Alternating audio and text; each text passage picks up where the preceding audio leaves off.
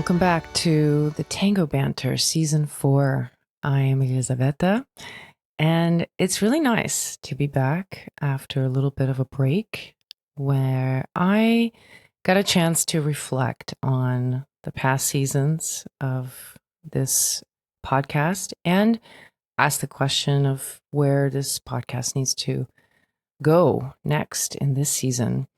And what became obvious through a lot of the conversations I was having with dancers, both inside the tango world as well as outside of the tango world, was that the episodes that have been most useful to all of you have been the ones that somehow helped bring about a sense of peace, a peace of mind about where you're at. Things that have allowed you to feel less alone, less of a stranger inside the tango world. So my intention is to bring more of that focus into the upcoming episodes.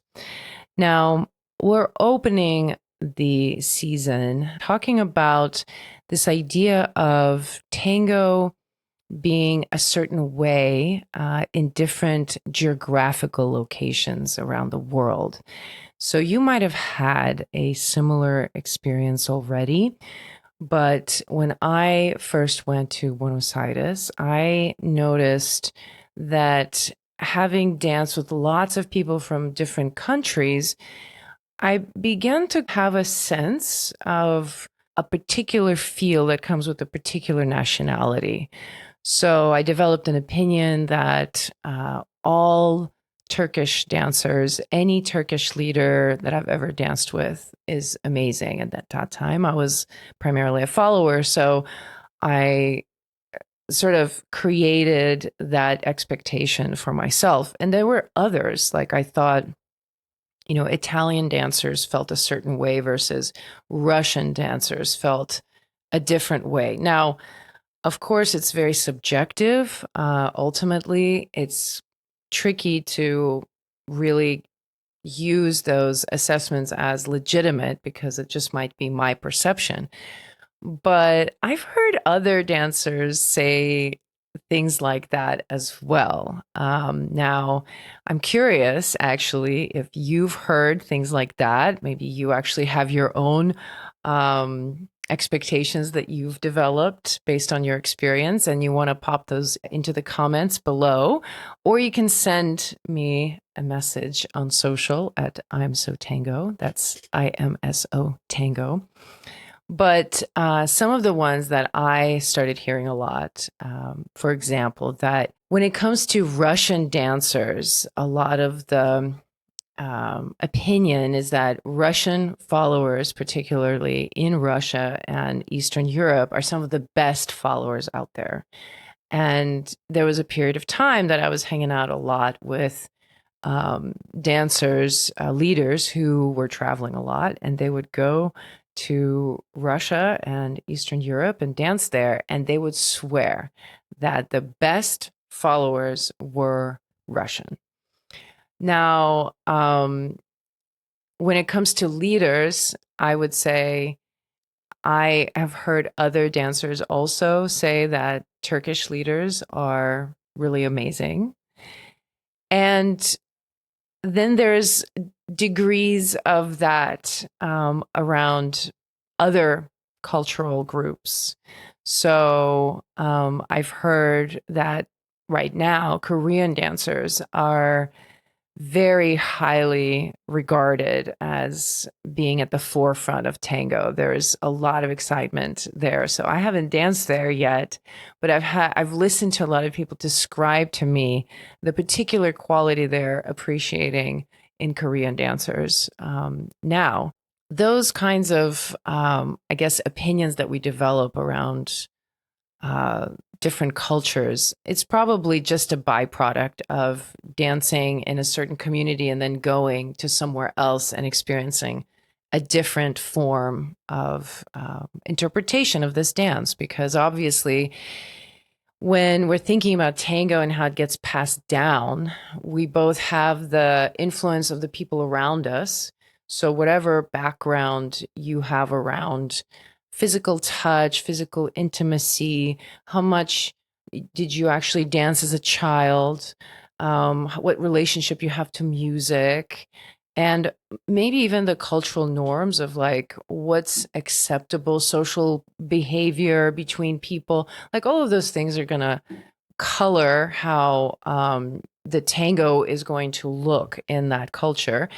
But then layer on top of that, of course, is the teachers who come to that community and begin to put their flavor, their stamp on the dancers there by teaching specific vocabulary and specific techniques. So anytime that we go outside of our immediate communities, we can see those differences on the level of just, being in a different city, a different state. But especially when you get to travel and go to different places around the world, you'll feel even more of those influences.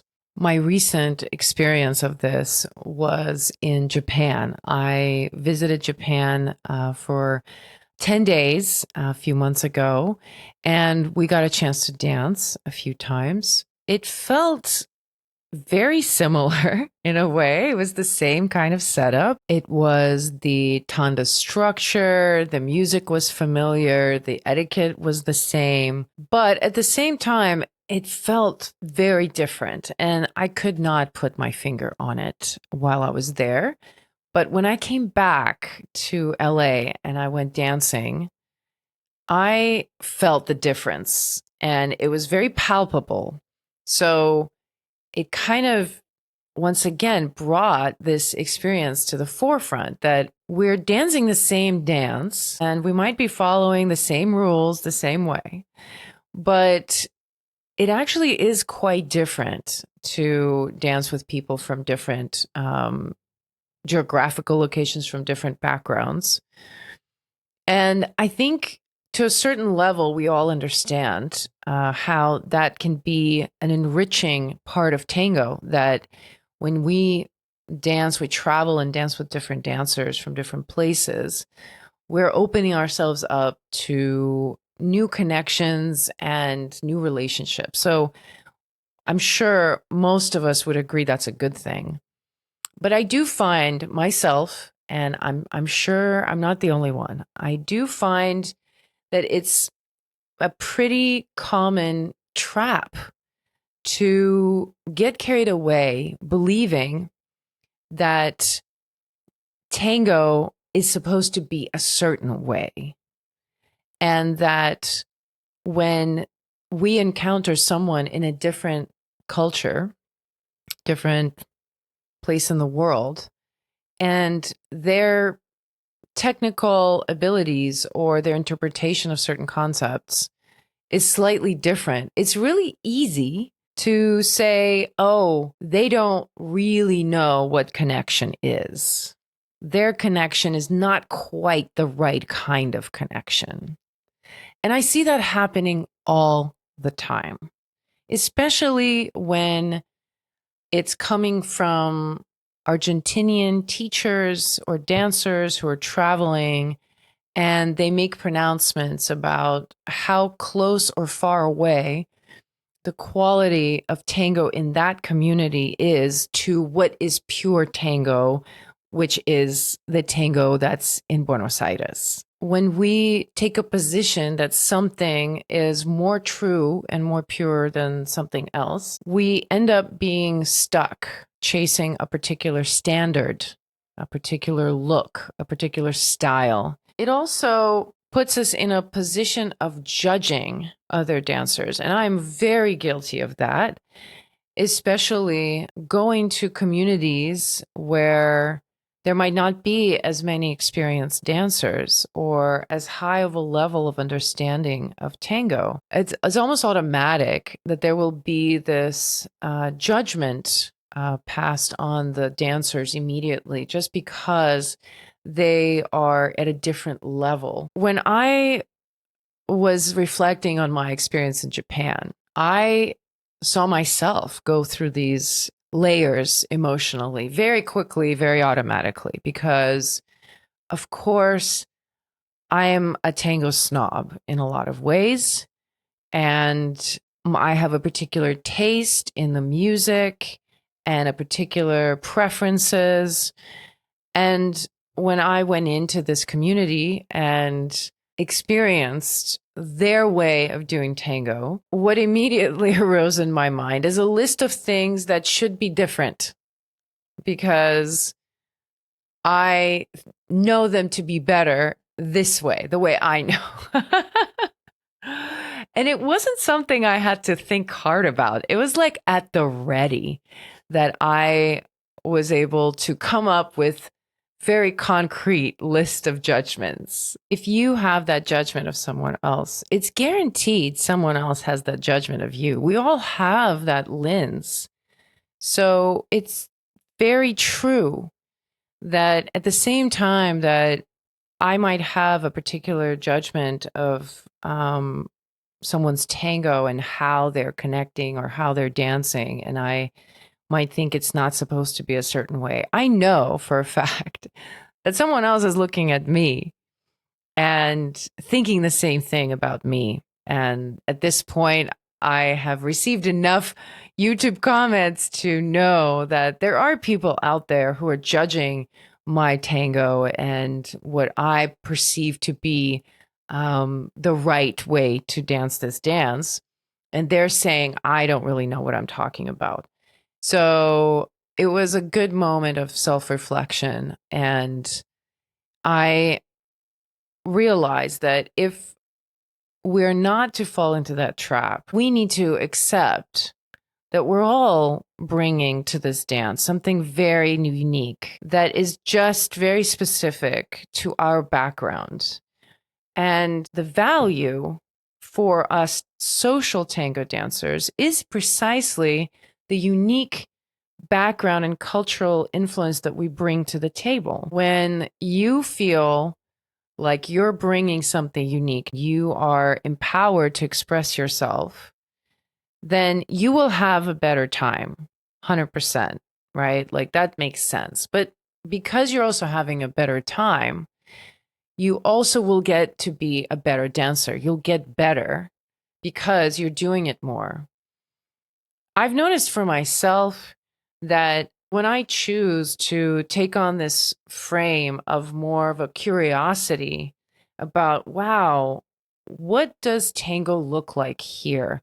How does this person actually interpret tango? That mindset then changes what I gain from the experience. Like it could be the same dance, but the lens through which I'm looking at it is different. Certain communities that develop a particular level of styling in tango and become known for big festivals or championships and things like that, they then begin to dictate what everybody else wants to do in their community. And everyone starts to reach for a particular right look and a particular right technique. And that's inevitable. It's inevitable that there will be this point of attraction that develops in particular places and that dictates the styling. However, what I hope this episode conveys and perhaps encourages more is the idea that tango is meant to grow and evolve and be influenced by cultures and practices that people bring to it. Like it's meant to have an imprint of the dancers who are dancing it. So it's not necessarily a requirement that someone who has a lot of background in a particular style of dance or has a very specific mechanic that they inherited from other traditions, that when they bring that to tango, that it needs to change and we need to actually force it to be something different so it really resembles ultimately what tango is. Those requirements are artificial. And I think it's more fun and ultimately more enjoyable in the long term on the social dance floor to actually see these differences as more of the different shades of what tango is capable of, that we can enjoy dancing with dancers of different levels without judging their performance and measuring their status in the world according to some sort of high level that we might hold for ourselves. I think this, for me, crosses over into talking also about dancers who are coming into tango from other dance forms, and perhaps they're bringing with them some of these mechanics that are not native to tango. And we, as tango dancers, I know we have a lot of judgment of that. And I'll talk about that in an upcoming episode. So make sure you subscribe if you haven't already. I'm really excited to have you with me this season. Do share in the comments your thoughts about this idea of dancers feeling differently in different parts of the world. Pop those into the comments below. And I look forward to bantering with you next week. Until then, ciao.